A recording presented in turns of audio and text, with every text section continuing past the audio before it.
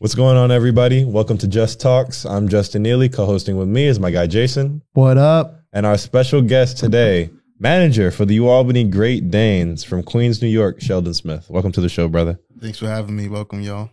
Kind of did him dirty there. I would have said like lead The manager. chosen one, lead manager. Nah. You want head manager? Yeah, I can glaze if you want. No, He need called bro. him the top dog in during the tryout. So he got a better intro. Nah, not even. Yo. Anyway, all right.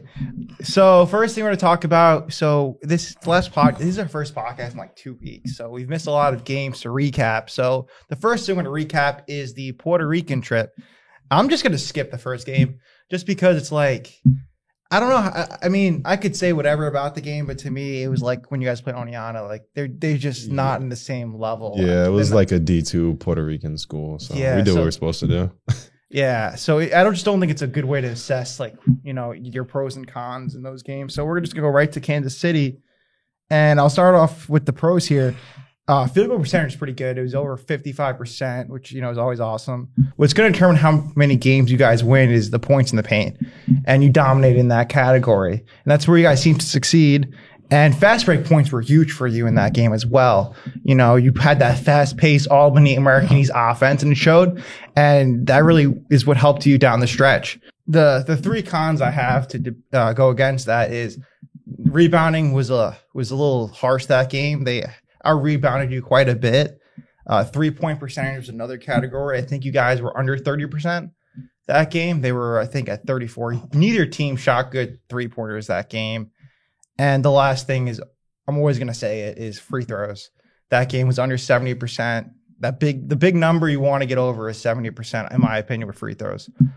Now that game was crazy. I mean, you guys had a big lead at one point. It ended up getting closer at the end, and then DeMar with an absolute game winner, huge, buzzer beater. Huge shot by Couldn't DeMar, contain man. Movie type stuff. I'm not gonna lie. With the floater, that was the floater of the year so far. I mean, it was one of those moments where, I was reenacting it in my head, because it was, I don't understand the shot selection by Byron at first. He just like chucked it up there. Just throw it at the rim. But DeMar was there to save the day, get that rebound, and just throw it up there.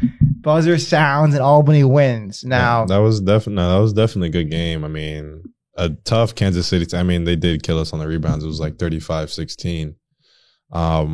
But we just kept playing.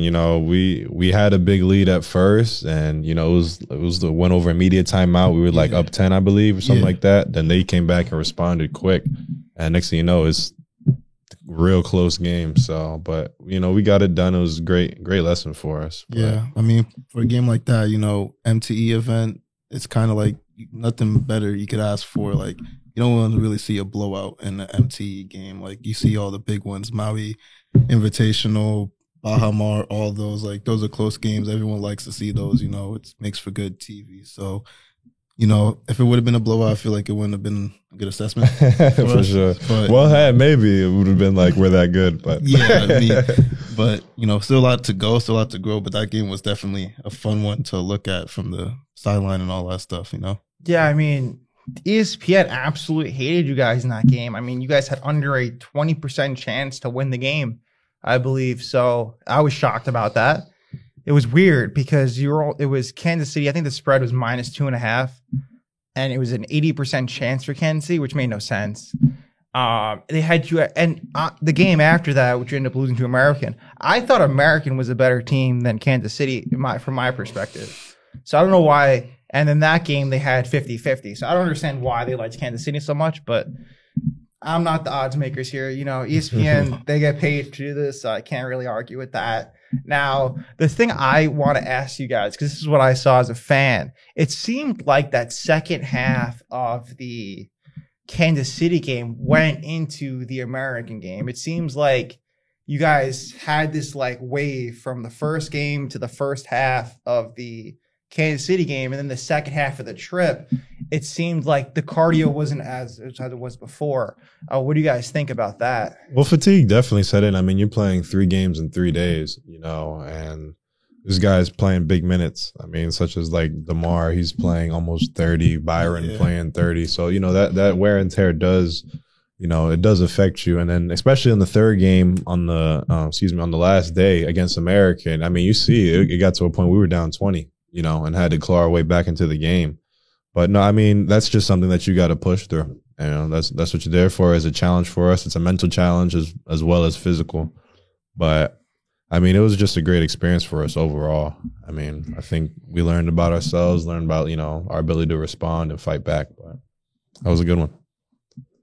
I mean, yeah, I wouldn't say the game really carried over personally. But I just feel like, you know, the game started out how it should have started out. One team's always going to come out on fire. American was the one that came out on fire. But the point of the matter of the game was, like, we didn't let them just roll over us, you know, like we showed some character, showed some grit. Like, yeah, you're a good team. You made your shots early and all that stuff. You guys had a good game plan, good scheme, came in hot, ready to go. But we're not just going to let you come in here, do whatever you want to us. We're still going to show some fight, give you all a battle-tested game and all that stuff. So that's what it made for.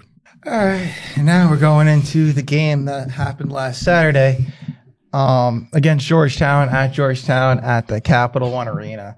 So, the biggest con absolutely was points in the paint.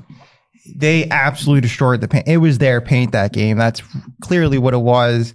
And honestly, I think that was the deciding factor. I mean, if you guys want to win games, I think it has to be done in the paint. You know, I don't think, you know, you can rely on a 3-point shooting night in order to win games. So, that once I mean, it was a blowout. I think it was like 58 points in the paint or something like that to like 17 or something. So that was a clear decider here, but there was a lot of pros to take in. The first thing I love to see was the free throw shooting was awesome. It was 87%. And I think it was like, you guys made like 20 in a row around that. 21 for 24. Yeah. But I remember like you made like 20 consecutive in the beginning. I mean, me and my, family were counting them 1, 2, 3, 4. You know, it was going on for a while, you know, and you guys did a great job of getting foul calls, you know, and especially Amari Marshall that game, you know, was able to get to the line a lot, and he can, you know, I think he scored a lot from the free throw line, and you guys did a good job of not allowing them to get through the free throw line. They did shoot 100%, but they had under 10 free throws. I think they were 9 for 9. Yeah.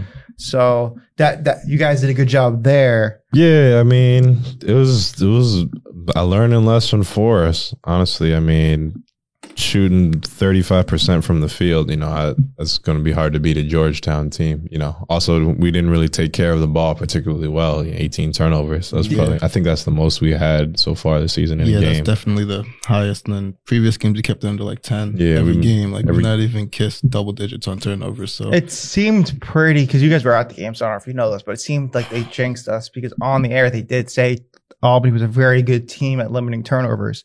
And then that was the first game they've said that well, I've been to Army, and the games I've been to, I didn't check the broadcast, but for every other game I've checked the broadcast, they've never talked about turnovers with Albany. So I thought it was a little bit of a jinx. Now, another thing that I think has to be talked about with this game was, you know, the punchback that, you know, we wanted to see from the American game. It just didn't happen. It seemed like, you know, after the first half, it seemed like the game was over. It didn't seem like, you know, that the fight back that we saw from American just didn't happen. Do you know why that occurred? Or it was definitely a challenge in that game. I mean, Georgetown, you know, Big East school, you know, higher level talent. So it's not just as easy. You know, I can't say the American game was easy, but you know, in comparison, that it's hard to beat a team like that. You know, when you get down 30 points, that's not an easy thing to come back, especially against a good team that's going to stay consistent with what they're doing. I mean, they were killing us in the paint. They rebounded. They had big plays on the offensive glass, and they made us pay for our mistakes. I mean, 18 turnovers, and they're scoring over dunks, alley-oops, you know. So it's hard to respond to that. But, I mean, we learned our lesson, and, you know, we got a big game coming up, big couple games coming up. So looking forward to those. The first half was an absolute half of runs. Now, is this something that we're going to expect going forward, or or is it going to be something different? Because it was seeming like you'd score 7-0 and then it'd be 10-0 and 7-0, 10, and that really went on for a while. So I was just curious about that. Yeah, I mean it's a game of runs. So we have the kind of team where if we get hot, we can get hot and light it up, light the floor up. But I mean, moving forward, you got to take what the game gives you. But the biggest thing for this team is how we defend. We got to become a better defensive team and take more pride in one-on-one matchups, because that's what the games moving forward are going to come down to, is how well you can guard in one-on-one situations. Yeah, I think the biggest thing is, you can't have a team score triple digits. Yeah. It's really hard in college basketball to win a game when the team scores triple digits. We saw it last year with UMBC, and there was another team who did it, but I forgot last year. But yeah, anyway, now going to the players of the game, we're going to start with for the Puerto Rican games, I just grouped it 3 players to the trip, and so at third place, we have DeMar Langford Jr. Absolutely played when he was on the floor. Absolutely was a game changer. He did a lot for the team, and honestly, you can make an argument from the second spot. He just had a great performance. The second spot, we have Byron Joshua. You can make an argument for the one spot for him. And it was just, when he's on the floor, it seems like Albany's just a faster team. And it just seems like we're more active defensively, and he just changes the whole aspect of the game. And he balled out, whenever he's on the court. And number 1, seems like he's just a recurring name here, is Justin Neely. Again, absolutely. It's just, when you want someone to get points and rebounds and play well defensively, it's just, the most consistent. You might not score 30 points a game, but when it comes to getting 10-5 or 20-5, to do that every game, means a lot for the team, and it's something that really puts you at that top, because those 3 games you were consistent, the most consistent player throughout all 3, and your shooting was the most consistent. One of those games, I think Byron was at like 30% shooting. Or so, you always keep it around the 40%. So that's why I gave you the 1 spot there. And now moving to Georgetown. All right. In my opinion, these are the top 3 players in that game. And number 3, I have Amir Lindsay. Absolutely efficient on the floor, 4 for 5. Absolutely the best. He didn't play a lot of minutes, but when he played, was the fastest guy on the court. Was when Byron was out, was able to bring some of that to the game. So I had him at that 3 spot. Now at the second spot, I have Kenai Briggs. He had a solid shoot performance, 17 points, and it was decent defensively. And, I think just edged that second spot, and then first. And for the 4th consecutive time, this is Justin Neely. Sure. I just think, by far the best shooter during that game, at 12-5 or 12-6, solid performance. And defensively, I'd argue the best defender on the court, Yeah, I got to make my threes, man. Yeah, man. The 3-pointers. I think you're 0 for 3, right? I'm 0 for 3, yeah. All in and outs. Yeah, roll the footage. Yeah. That's something I will bring up. Kenai 3 for 5 from 3, so he's also... No, he played well. Big time shots. He's also playing out of position, too, since we were missing Byron that game. He had to play the 1 for the majority of it. Yeah, and another reason why I gave Kenai that 2 spot was he showed us his step back finally, and it was clean. I will say that. Yeah, maybe not James Harden clean. Yeah, but it was clean, man. When we get him back on, we'll talk about it. We'll talk about it. He can make the shot. He can make the shot. He definitely can do that. So no, it was beautiful. Playing against a top, a Big East team like Georgetown, and he made him go skirt. It was nice from the corner 3. So he played very comfortably, and he did a great job. All right, last game. Now we are previewing the game against Columbia, which is Wednesday in the Broadview Arena. Now about this game, to me, it's all about, they're going to be a shooting team, and that has to be limited. And honestly, I think it's less about them being a shooting team and more of you guys playing your game. Georgetown completely took you guys off your game. You weren't being efficient in the paint like you usually do. And I think as long as you're efficient in the paint and you play the defense you played against Siena, I think there shouldn't be a problem in this game, personally, how I see it. I mean, Siena was a high-scoring team, and you guys absolutely held them. I think it was about 50 to 60 points they scored, which is great. I mean, they're a team that knows how to score the basket, and we pretty much held everyone in that team. The only person who was able to really score was Marcus Jackson. It seemed like a revenge game for him, playing against his old school. So it seemed, that, he just really just had one of those days that you just can't stop. So, I mean, going to this Columbia game, I mean, I also think as this might sound cringy, but as much as you guys, do your thing, I think the fans really got to show up for this game. Oh, definitely. The Siena game, 100%. I genuinely think was because of the fans. Like, it just seemed like, when the second half started, we didn't know who was going to win. I mean, it was that close. And then the second half of the second half, absolutely, you guys just ran away with it. It was the opposite of what happened against Army. So, I mean, in this Columbia game, that's something that we're going to need. So, if we can have this, it'd be crazy. We had that same turnout that we had against Albany Cup. I would definitely feel way more comfortable at this game. But, I mean, I think this is your game to win. Absolutely. I mean, an undefeated team is going to be hard to beat. They're playing with all the confidence right now. And like you said, I mean, the well-shooting team, they score the ball well, they run their offense, they cut. They're one of those teams where you're not going to beat them in the first 10 seconds of the shot clock. Yeah. They're not going to take quick, cheap ones. They're going to move their offense, run the clock down, get to the end of it, find something late. Yeah, I mean, just got to grind it out, play by play, punch by punch. But to that home court advantage, I mean, we are playing at home, something that these guys love to do. They love that gym. They love that rim. So it's like, nothing they have to get used to in a sense. Like being on the road, you got to get used to those rims, see how the ball bounces. Not every rim's different. So, but like we practice on this court day in, day out. So the guys are going to be used to that. Going to have fun out there. And I feel like to that Albany game, they set the tone with how they played in front of the crowds. Like you're not going to be disappointed when you come to a home game this year.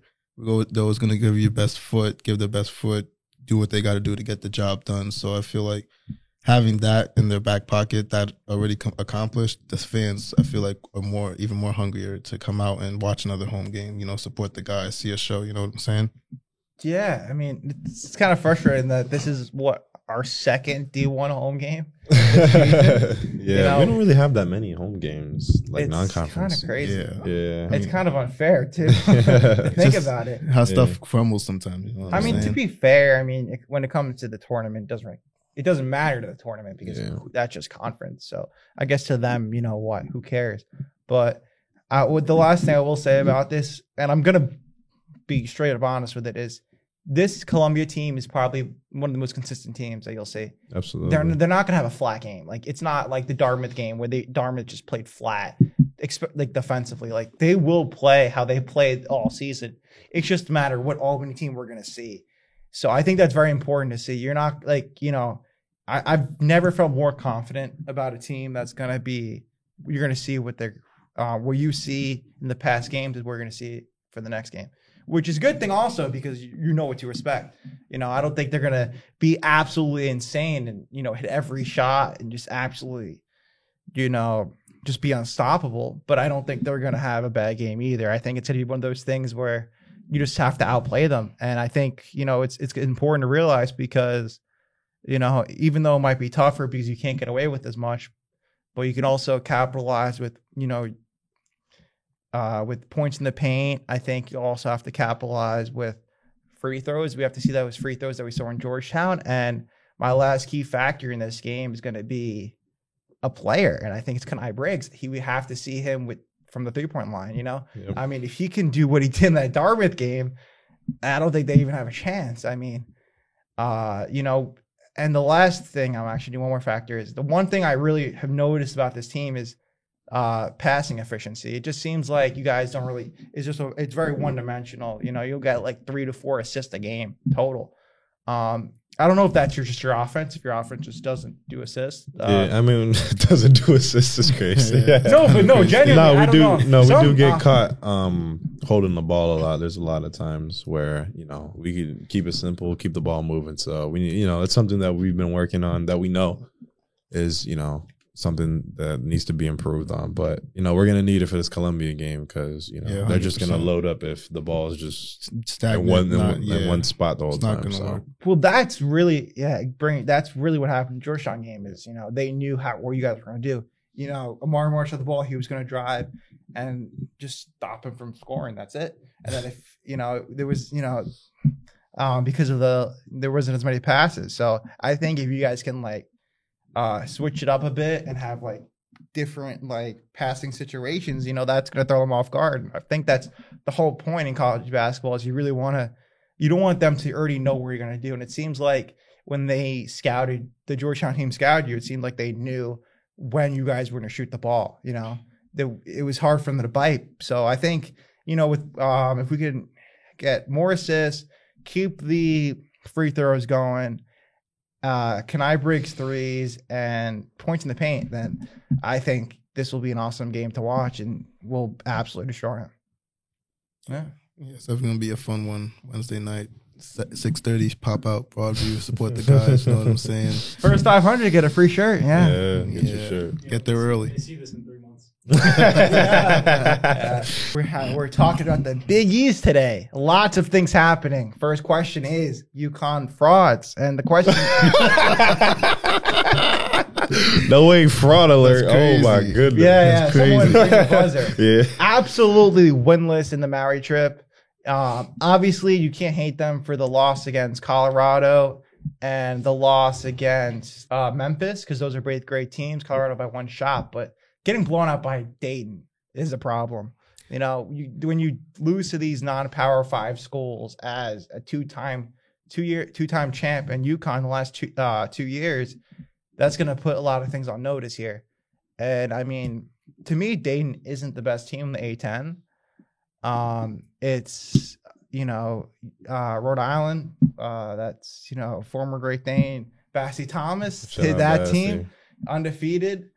Because of that loss, I mean, when a team like a powerhouse like UConn loses to non-Power 5, it raised a lot of questions.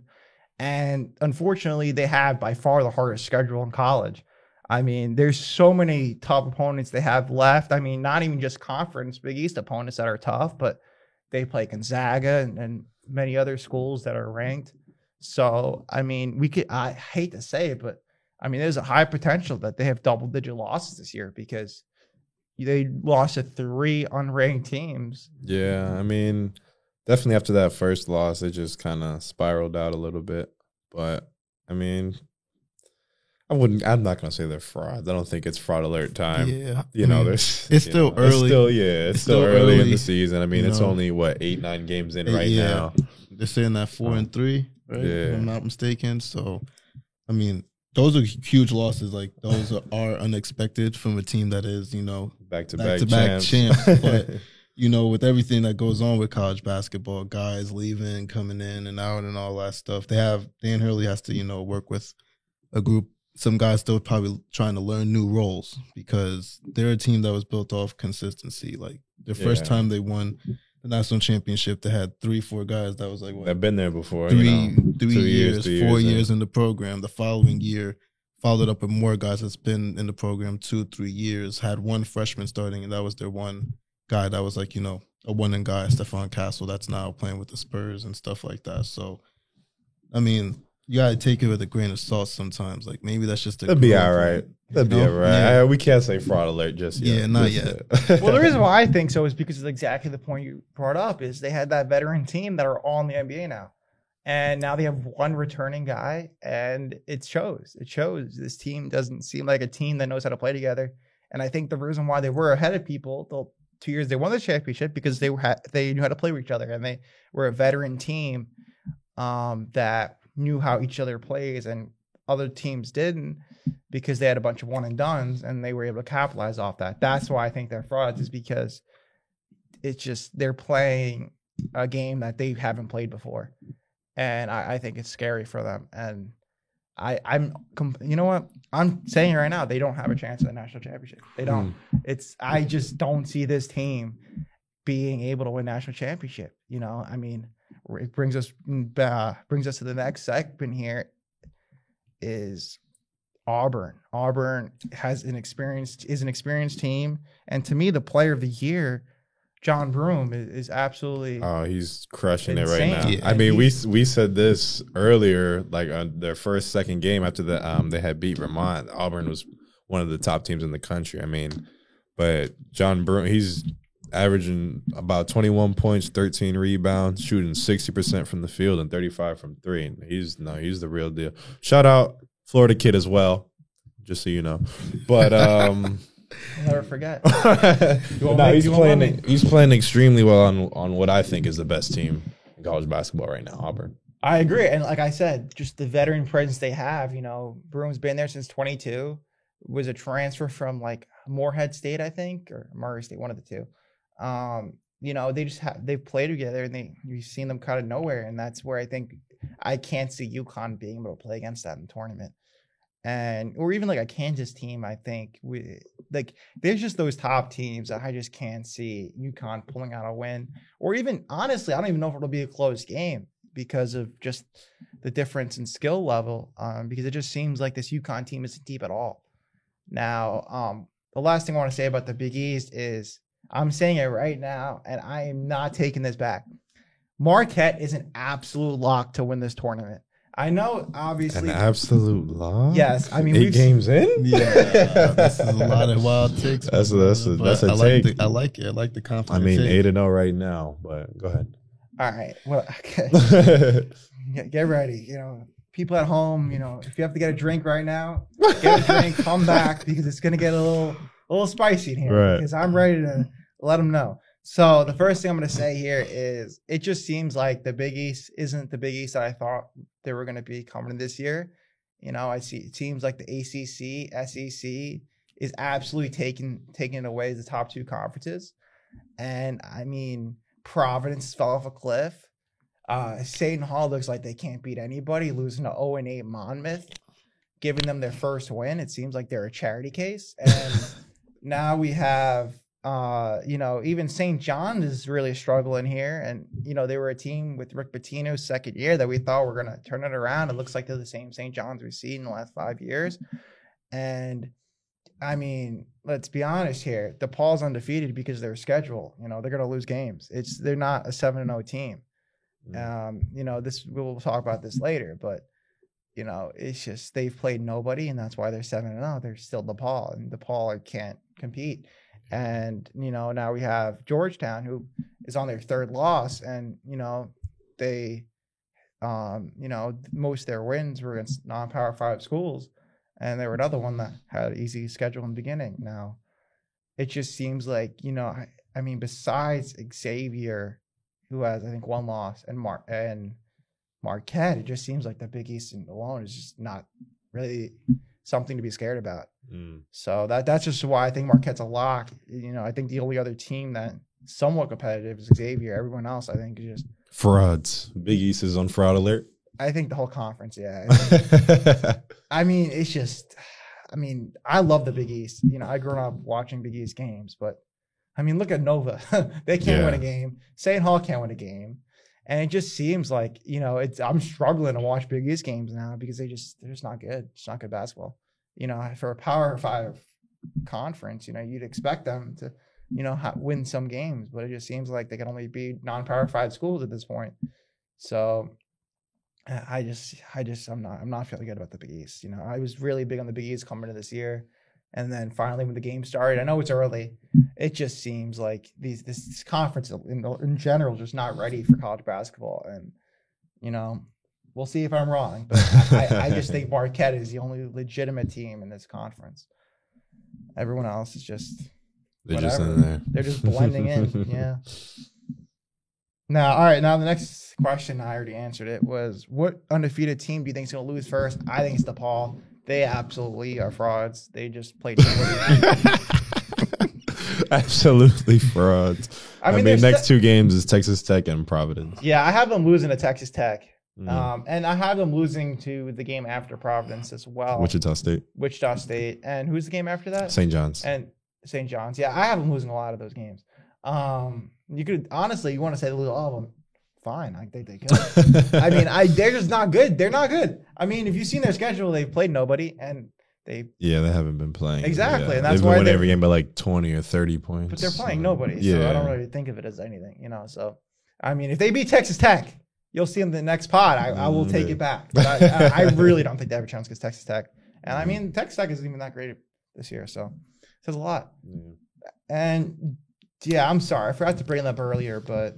I also have the Big 12 above the Big East, so I don't have them as a top 3 conference in basketball this year. Oh, Columbia would be the first undefeated team to go down because they got to play the Great Danes. Yeah. Come on, that was really. So now the next thing, it seems like Kansas is absolutely a powerhouse right now in college basketball. Now my question is, who do you think will hand them their first loss? My prediction is Iowa State. We've seen Iowa State play up awesome this year. And a Big 12 rivalry in that game at Iowa State, I think will be tough for them. Yeah, Iowa State looks pretty good, to start the year. I see them. You think they're gonna finish the rest of the year undefeated? Kansas? No, they're definitely gonna get one loss in the Big 12. They're gonna get one loss in there. There's no way they go. I don't think this is the year. What do you mean? They don't play. I mean, they don't play Iowa State till January. Yeah, January 15th. I think. The game before that, actually, against Cincinnati. Wait. You mean end of the year, like 2024? Yeah, end of the year, like, yeah. I was going to say, what are you on? No. End of the season, they're going to finish, like, undefeated December. Yeah. I think the calendar year, they will be undefeated. Yeah, they could definitely do that. Yeah. But end of the season, looking at their games, I think Cincinnati will give them their first loss, though. Cincinnati is really good. So is Duke, really and look how that went. Yeah, but Duke has a lot to figure out. Cincinnati has an older team, though. I feel like that plays into, Duke still got young guys like Cooper Flagg spinning through double teams, turning the ball over. He's a great player, but there's just some plays that older guys aren't going to make. They haven't been in the moment yet. Yeah, so experience thing. Shout out my boy, Dylan Mitchell. Each and teach one kid, Cincinnati. But, yeah. I mean, they're ranked. I think they're ranked 16th in the country, so they're definitely a top team. Undefeated right now, too. I mean, it's a common theme we're seeing here. Like, all the teams that are undefeated are kind of like have older guys. Yeah. So it matters. Well, that's the thing about college basketball. We said on the last podcast is, as much as I got destroyed on this podcast, you're calling Coach Cal a fraud. Yeah, I remember. Yeah, that was that episode. Wow. He's a Coach Calcifer. I said, I don't think so. No, we don't. Yeah, no, you can't write that one. I will always consider him a recruiting merchant. That's just absolutely my opinion. 100%. Well, that's why I think he's a fraud. I think he's a recruiting merchant. He's only able to get the kids, but not coach. Get the kids, but not coach the kids. Yeah, and I mean, regardless. I mean, if they, with the talent he's had, even if they played bad, they would still go to the NBA. Yeah, I mean, absolutely. If they could go through high school, they would. I mean, so that's kind of why my opinion on that is that I think college coaching is more than recruiting. Just because you recruit doesn't mean I think you're a great coach. And I mean, people consider him one of the greatest coaches of all time. That's why he's a fraud. I'm not saying he's a bad coach. I gotta preference that because I know a lot of people saw that and were upset. He's not a bad coach, but do I think he's a top 10 coach of all time? No, and that's why I think he's a fraud. I mean, I put guys who haven't had as much success like Jim Boeheim over him. Now, what I will say here is the reason why I brought him up, because he's famous for having young teams, and it seems like you brought up Rutgers. Rutgers, they're starting to struggle, and I mean, they got probably they have two top 3 recruits in the nation with Ace Bailey and Dylan Harper, and they're not the problem. Dylan Harper putting up 30 points like it's easy, and Ace Bailey's putting up 20 like it's nothing. So we can't blame them. It's just the rest of the team you can blame.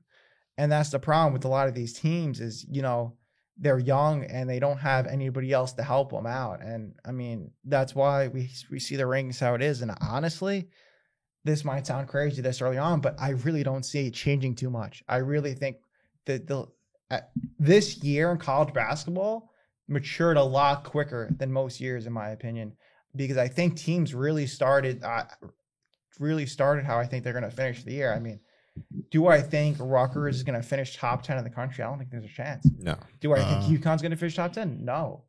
I think. That's arguable. Do you think they can finish top 10 with 3 losses already and the hardest schedule in the league? That's insane. I mean, how? You think they're going to beat Gonzaga? I think it's possible they could beat them just because it's like at Gonzaga.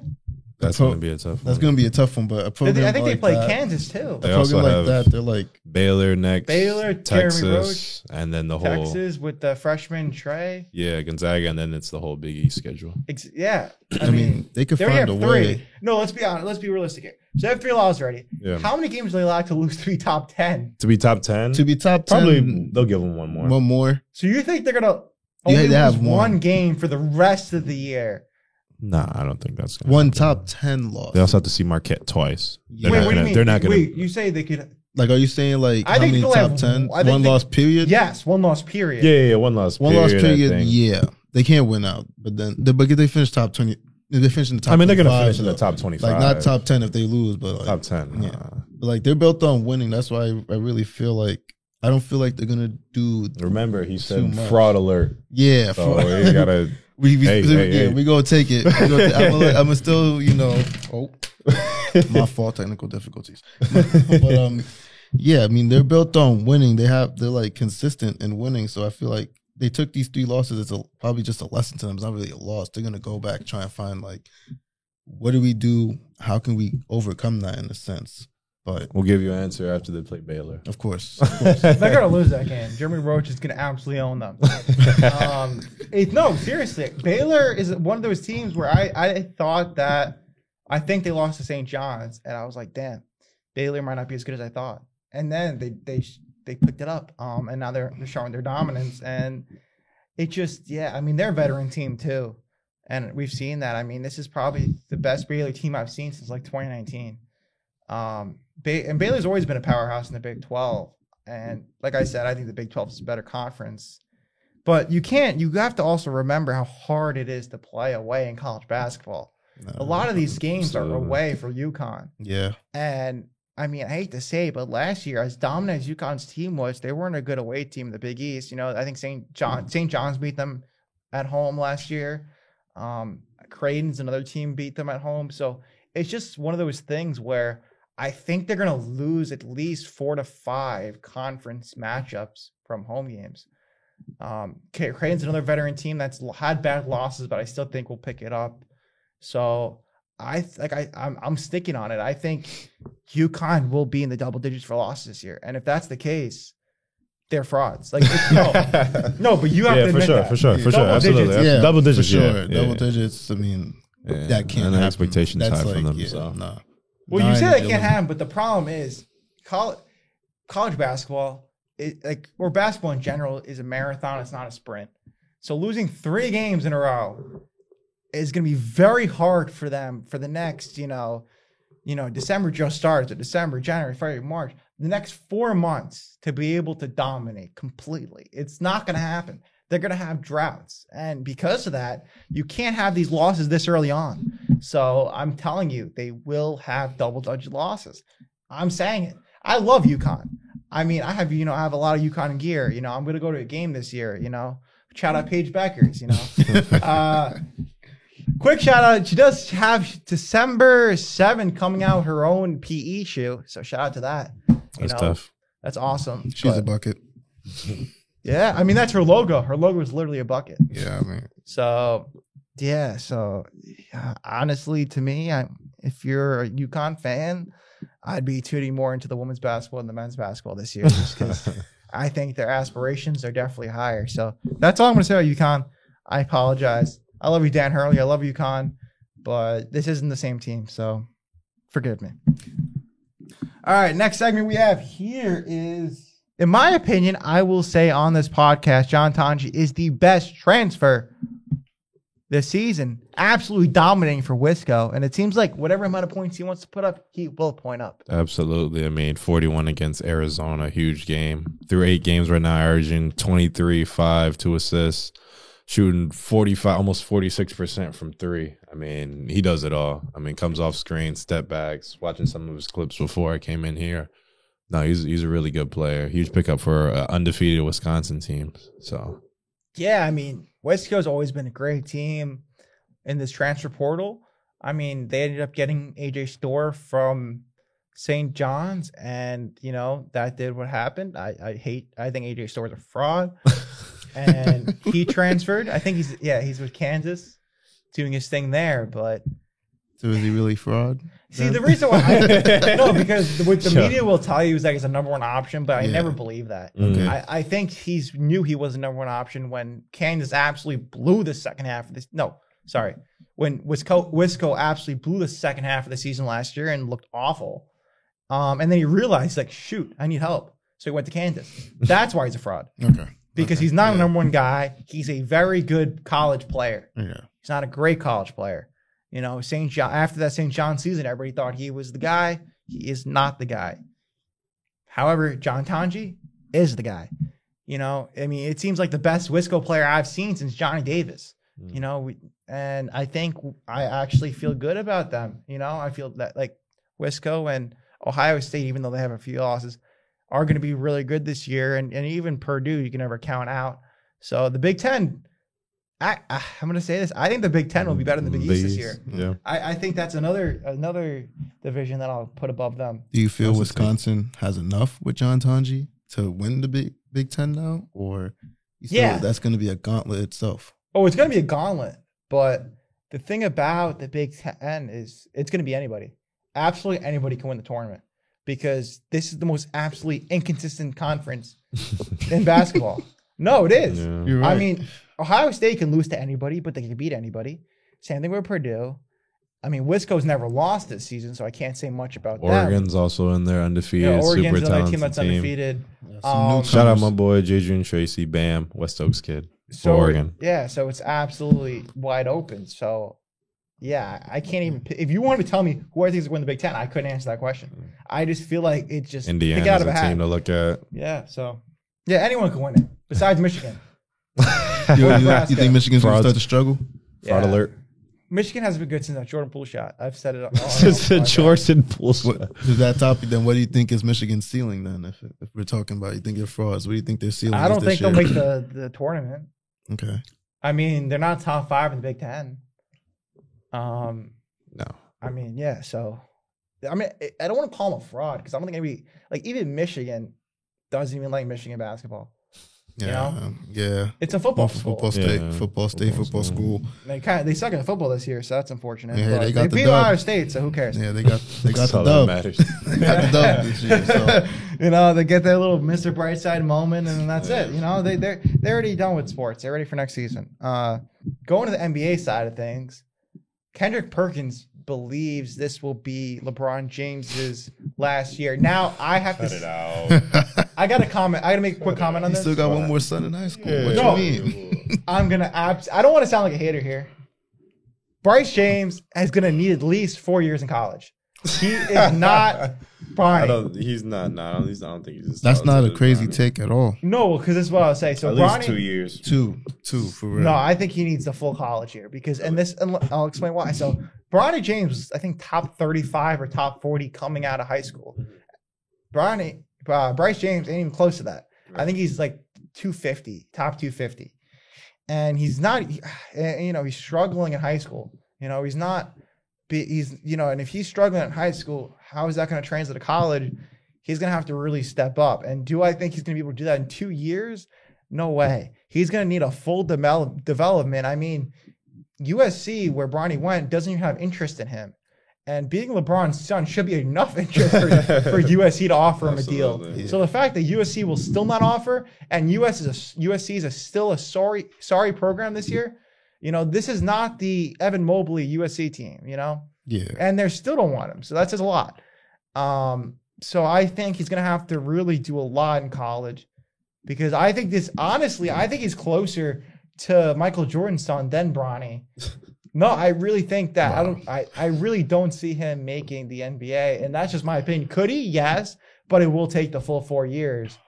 Bronny obviously had his heart disaster, and that's really what took his college year down a hill. So that's why he's having a slower start. but he showed out in high school, and that's something Bryce didn't do. So Bryce doesn't really have an excuse right now. So no, seriously. I mean, high school season's just starting, so I mean, yeah, I mean, give him a couple. he needs to develop, man. He's a Division I talent, and it's time to like. I think Bronny should have done another year in college. Like, I agree with that. That one's 100%. I feel like he should have stayed. But I mean, some it's time. Situation. You gotta, strike when iron's hot. Do what you gotta do. Yeah, you gotta do what you gotta do. I agree with that. I'm just saying Bryce is struggling in high school, and that's a big problem because we didn't even see Bronny struggle in high school. So I think that's going to be something he's going to have to figure out. I mean, Bronny also played with like Brandon Boston and Zaire. They're still in Sierra Canyon. That's still a great program. I mean, LeBron's done so much for that school. Absolutely. I mean, just because LeBron's sons go there, they get decent talent. I mean, if you want, I'll guarantee you this. You put Sierra Canyon against anyone's local high school, they're going to destroy it. 100%. I mean, so that's still important. And I think that's also detriment to Bryce because Bryce, isn't getting as much playing time as he would at a local high school. So we'll see how it ends up. But I think LeBron's going to have to retire in the next 3 years because Bryce isn't going to go to the NBA. And I think he's going to realize that and he's going to retire. Yeah, I mean, saying it's his last year is crazy. I mean, he's averaging 23, 8, and 9. Yeah, I don't think he's played every game. So I don't think he's getting there, but I think we have at least another.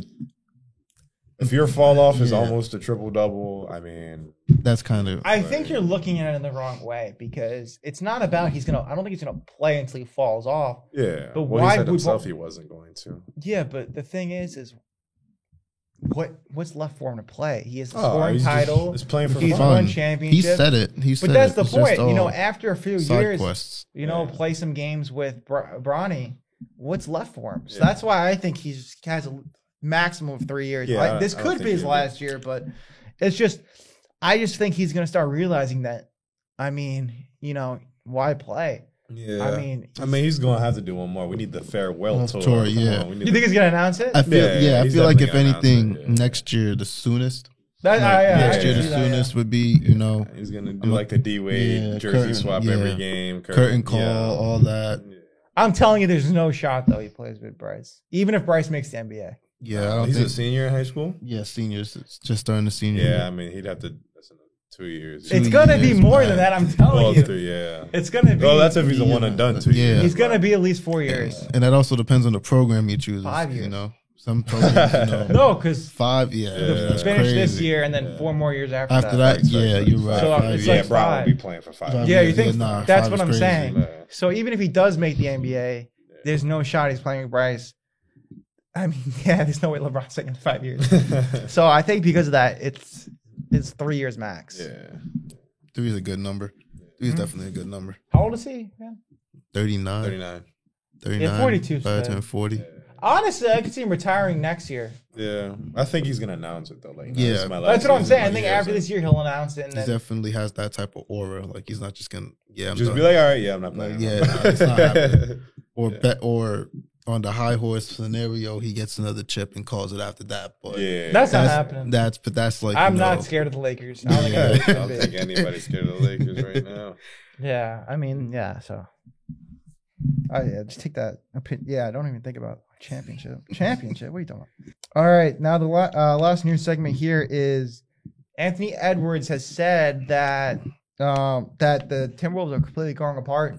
And they can't even talk to each other at this point. They're struggling 8 wins, 10 losses. Their season's over. That's simple. Rudy Gobert is a bum. And, I mean, the fact that they have internal problems when they're not even playing well is everything. You need to know how to answer that question. Yeah. The question is now do you change coaching staffs here at this point? Or is it just you got to, hope to rebuild this team for next year and clean slate. But I mean, it seems like ever since that catch trade happened, this is not the same Timberwolves team we saw last year. Yeah, I mean that's toxic, man. If it gets to the point that you can say out loud to the media that the team's growing apart and guys can't talk to each other. There must be some real deep stuff going on in that locker room. I mean, I think you got to think, man. Cat was like the core of the Timberwolves. Drafted there, played there, his whole career. You know, he's like he's the foundation. He's the program. You know what I'm saying? He was fine staying there his whole career. You know? Yeah. He's outspoken.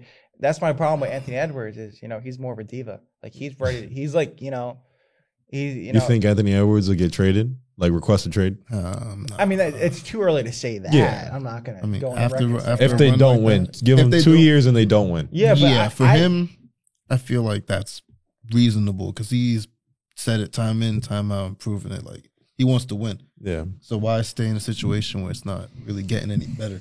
Yeah, and know I what don't I'm think saying? he's like a Giannis where he's like, I'm gonna stay loyal and bring this city a championship. I don't think he really cares that much about Minnesota. I could be wrong, but Yeah. I mean, if he got called the other day saying, "Yo, like Cleveland wants to fly you out a jet," he's like, "All right, peace." Like, no, I genuinely think it would happen right now. I say Atlanta before anything else. Go back home, home kid. No. Shit, he definitely ain't gonna be winning. He go if to they bring the Atlanta. pieces, I mean, But but that's what I'm You saying. know where he need to come? he ain't going to Miami, bro. Nah, he's not coming to Miami. It's a That's dream. not We'll get Giannis though. unless they give it to Jimmy. And Jimmy, this is probably if we don't win a chip, this is Jimmy's last year. You're telling me I believe so. he won't go to Cleveland. Who? AE. Oh, Because I could definitely see a package of For who? Donovan. Oh, yeah. Who would you put in that package? Spider? Mitchell. I could see that. I'd rather have Yeah. Anthony Edwards than Mitchell at this point in his career. Yeah. Oh, 100%. 100%, And Yeah. Cleveland seems like they have all the pieces. So, Yeah. AE instead of Mitchell, definitely contenders. Oh, 100%. and for the I mean, they're Timberwolves- contenders now without him. Yeah. So And for the Timberwolves, I mean, receiving Spida and some picks back seems Yeah. like a good deal because I mean, next year Spida is still going to be in his prime, yeah, and you know, But then again, you're reuniting him with Gobert, who we saw with the Jazz didn't really work out. You know, Spider and Yeah. Gobert. this might be a hot so take, but I think Gobert's done in Minnesota after this year. Think they Really? trade him? Yeah, he's Or he's- absolutely a toxic in everywhere he goes. Yeah, I mean, No, it seems like it. It seems like him and Embiid just get him off the freaking. Embiid's a whole nother topic. I'm not gonna lie. No, but that's what I'm trying to say here. So I think leave he's Embiid going to alone, leave. man. Leave Um, Embiid alone. Yeah, and He I doesn't think play back to backs. Like, Hey, what you mean? chill, What chill. you mean? Leave my man alone, man. Leave my man. it's his part-time. It's a part-time job for him. You know, he's a part-time employee. 100%. Nah, I mean, I could see it. Anthony Edwards probably eventually leaves out because it's not even how many games in are they for this NBA season? They're going to the 20th game. 20th game, and he's already publicly to the media. Yeah, Stuff's that's going toxic. crazy. Like, how many NBA teams have you seen that actually happen to? Like, Yeah. 20 games in, one of their star players is saying, "Oh yeah, like stuff's going on and all that stuff." Like, I feel like that's something you got to keep in house. yeah, like, you know, you can't let go out the there and be media- like, man, I can't even talk to him. Or maybe it got to the point where you got to say that because no one wants to really. no listen. one wants to, or a Yeah. change needs to be made. Or, you But know. that's why I'm saying it makes sense from North Cleveland is because for the Timberwolves, the longer you keep AE here, the worse it's going to get because he doesn't care. He cares about winning. That's it. Yeah. We've seen it happen. So, you know, Cleveland looks like they'll succeed for a while. So send him there and Cleveland should be like, all right, you know, we're going to succeed for a while. So Think there's a role they put DiVincenzo in that package because they said they're shopping him too. AE DiVincenzo, same package. Yeah. Try and get something out of that. that or- would be huge for Cleveland to have that 3-point depth. Spider and Max Struess. Yeah, man. Yes. That's a good package. That sounds like a good package right there to me. Yeah, I mean, I would love to see him in Cleveland. The saddest thing is, even if he goes to Cleveland, the only thing I think he's not going to like about it is the city. Tickets are still dirt cheap, and you know, Yeah. no fans care about Cleveland, even when they're the number team in the nation. So it seems like, you know, he's that guy who wants to see stadiums packed. You know, wants the people to show him love, and no matter how good Cleveland is, it's going to take a while for that to happen. You know, it took a while for Phoenix. I mean, we're starting to now see Phoenix sell out tickets, and I mean, it took them forever. So, yeah, I mean, I don't know how it's gonna take a while for Cleveland. I don't know if he's gonna like that, but besides that, I think you know he would love to go to Cleveland, and I think it'd make sense for both sides here. You know, I think for Mitchell's a great PR guy, and for the Timberwolves, you need that because your team is going up in flames. So you need your PR to be as good as it can be because if it's not, it's just gonna get worse and worse and worse, and it's just gonna blow up in front of your face. So I think Spider would be a good move for them. First game we have here is guess that category. Okay. I'm gonna name you 4 players, and you have to guess what category I'm thinking of. JJJ, Tyson Chandler, Marc Gasol and Ron Artest. Grizzlies. Tyson Chandler was a Grizzly? I don't know. It think was so. just a wild No. guess. Yeah, 2 more guesses. 2 more I said guesses. JJJ, Tyson Chandler, Marc Gasol, and what was the fourth one? Ron Artest. Ron Artest. Defensive player of the year. There we go. Yeah. Next game. Yeah, Yeah. Jacob, yeah. You look like you didn't believe me for a second. This Go ahead. next game, you get 1 guess. All right. Damn. And it's called, well, I mean, when you see the question, you'll Yeah. just figure out. Okay. It's what player did not score 50 points in their career? Okay. We have A, Paul George, B, Malachi Flynn, C, Pull. Tyrese Maxey, and D, Zach LaVine. Tyrese Maxey, that's for sure. I know. Yeah. Definitely. That was Wait, Zach LaVine. Zach LaVine. I think Zach LaVine never scored 50. I think it's Zach LaVine or Malachi Flynn's a pull, so he Yeah. definitely had to have done it. yeah, because Tyrese Maxey just did that recently. Yeah, he did that last Paul season. I George, think. we know that's Definitely had to hit a 50 ball. So Zach LaVine. Zach LaVine. That is incorrect. Zach LaVine's career high is 51 points. Who is it? Is Malachi Flynn? That is also wrong. He has Yeah. scored 50 Paul George? points. It is Paul George. What? Really? Paul George's career high is 48 points. Wow, that's crazy. I would have thought Indiana Paul George would have got that like, one. Indiana Paul George was a demon. Yeah. Double Like, check. 48. A Wow. lot of like people, because a lot of these younger players consider him their GOAT. So it's Real like, talk. I'm saying. Even I on thought 2K. that's why when I saw that, I was like, that's a great question because I think there's no chance. 48, yeah. I didn't Malachi Flynn because he was like on like the what is it called, like Twitter or whatever. He was on Twitter for like a week because he was like a no-name player and he dropped 50. Yeah. Last year. Wow. Who? Paul George. Malachi that's Flynn. Yeah. Malachi Flynn is just like a random name, Yeah, so I he feel like definitely had to have if scored it's there, he 50. had to have done it at one point. Like, that's Definitely just had one to of have those scored 50.